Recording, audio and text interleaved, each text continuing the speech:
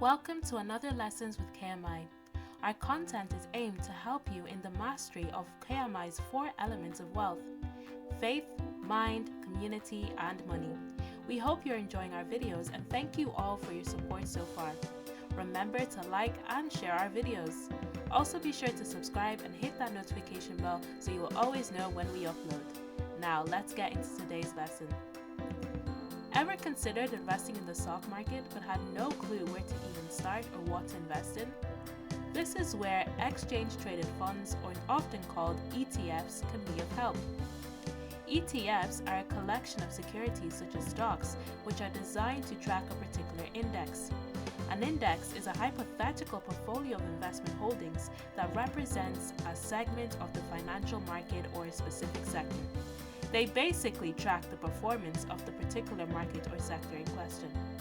For example, an ETF can be designed to track an index that comprises of companies that are solely involved in the renewable energy.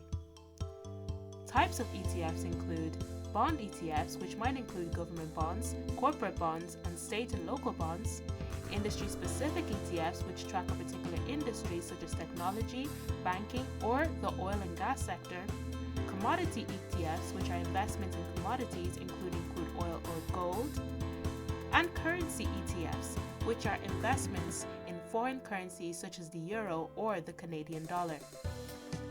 In this way, investing in an ETF would allow you to invest in a variety of areas at the same time, rather than just focusing on just one stock or security.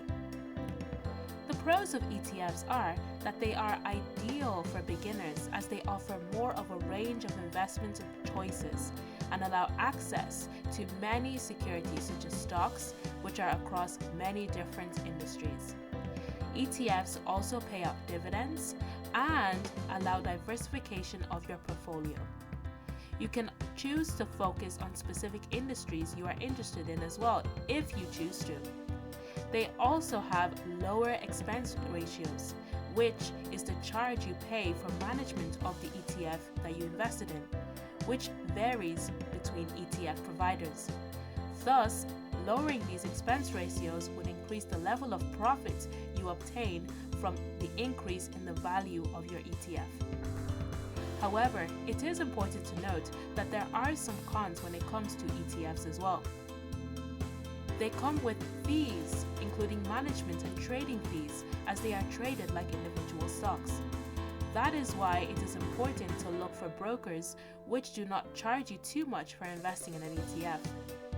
ETFs can also sometimes contain risky products, and therefore it is important to closely examine the goals of an ETF, the underlying index, and its holdings.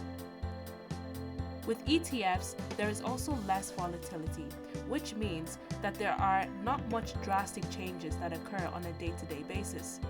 This may seem like a good thing to protect your money from crashing out of nowhere by 20% in one day.